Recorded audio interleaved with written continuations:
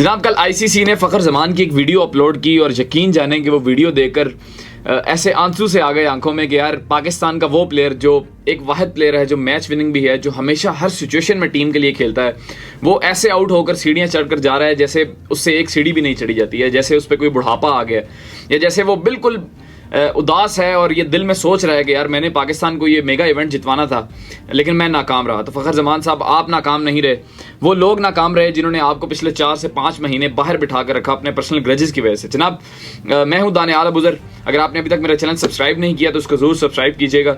Video आज बना रहा हूँ फ़खर जमान के बारे में, जिनके बारे में कल आईसीसी ने अपने प्लेटफॉर्म पर वीडियो जारी की कि वो आउट होकर जा रहे हैं न्यूजीलैंड के खिलाफ। बेसिकली मिचेल ब्रेसवेल ने उनको बोल्ड किया था। हुआ यूं था कि फ़खर जमान पाकिस्तान और न्यूजीलैंड का जो परसों मैच खेला गया उसके पहले ओवर में शाहीन शाह अफरीदी ओवर कर रहे थे। फ़खर बॉल के पीछे बाउंड्री तक भागते जा रहे थे और वो इंजर्ड हो गए। उन्होंने डाइव मारी और उनको बेसिकली साइड स्ट्रेन हुआ।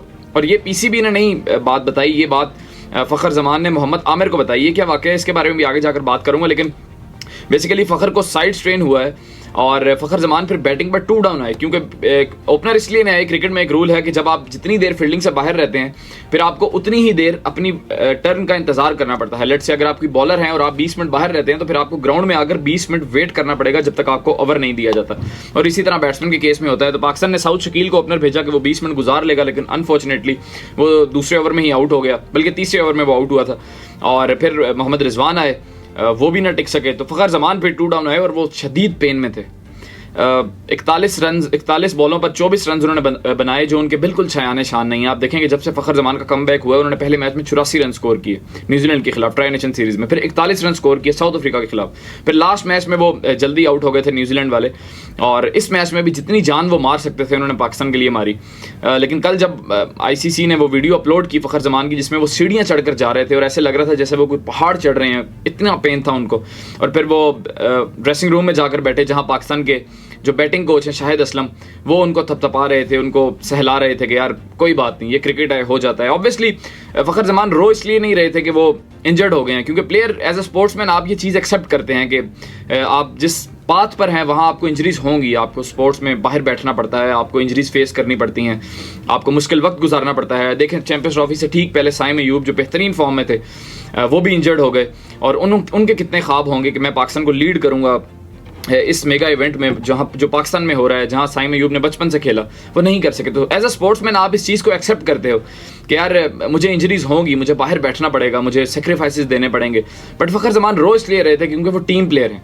वो उनके दिल में ये था कि यार मेरे आउट होने से शायद पाकिस्तान टीम और ये मैच ना जीत सके और आगे इंडिया का मैच है तो शायद मैं, क्योंकि वो जानते थे उनकी इंजरी किस लेवल की है, तो वो रो इसलिए रहे थे कि मैं इंडिया के खिलाफ भी पार्टिसिपेट नहीं कर सकूंगा। और फिर खिलाफ तवक्को वही हुआ कि पाकिस्तान क्रिकेट बोर्ड ने अनाउंस किया कि फ़खर जमान इंडिया के मैच में पार्टिसिपेट नहीं कर पाएंगे और उनकी जगह इमामुल हक का नाम दिया गया। और मोस्ट प्रॉब्ली बल्कि 100% ये चीज़ कंफर्म है कि आप जानते हैं जब भी कोई मेगा इवेंट से एकदम बाहर हो जाता है फिर वो दोबारा वापस नहीं आ सकता। और मोहम्मद आमिर ने कहा कि मैंने फ़खर जमान को कॉल किया और उनसे पूछा कि आपको क्या प्रॉब्लम है, आप अपनी इंजरी का बताएं। तो फ़खर जमान ने उनको बताया, सिर्फ मोहम्मद आमिर को, कि मुझे साइड स्ट्रेन हुआ है और मैं सांस भी लेता हूँ तो मुझे पेन फील होता है। मतलब ये फ़खर जमान ने मोहम्मद आमिर से बोला कि मैं सांस भी लेता हूँ तो मुझे पेन फील होता है मेरी रिब्स में और मेरी बॉडी में।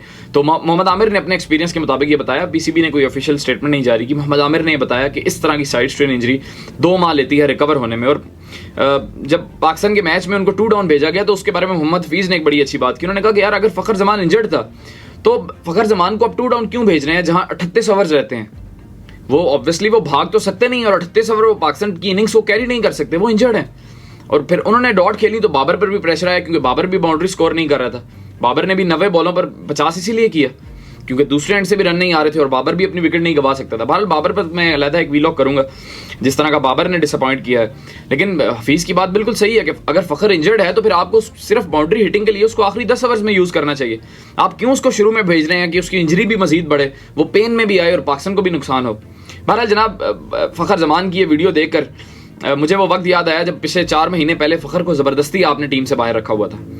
अपने पर्सनल ग्रजेस की वजह से उन्होंने सिर्फ बाबर आजम के बारे में एक ट्वीट की थी और आपने उससे ग्रज निकाला और उसको 4 माह आप ऑस्ट्रेलिया लेकर गए, ना साउथ अफ्रीका लेकर गए। फिर वो चैंपियंस कप खेल रहा था, आप उसको कह रहे थे कि वो अनफिट है, लेकिन यहाँ वो डोमेस्टिक खेल रहा था। तो अब आपको उसकी ज़रूरत पड़ी है और खुदा की तरफ से उसको इंजरी आ गई है। बहरहाल अब पाकिस्तान ने अपना मैच इतवार को इंडिया के खिलाफ खेलना है और पाकिस्तान अपने 2 मेन मैच विनर्स के बगैर खेल रहा है, साइम अयूब और फ़खर जमान। हमने सोचा था कि ये एक ऐसा ओपनिंग पेयर बनेगा जो पाकिस्तान को हेल्प आउट करेगा और दुनिया में नाम कमाएगा, लेकिन किस्मत की करनी कुछ और हुई कि दोनों ही इंजर्ड हो गए।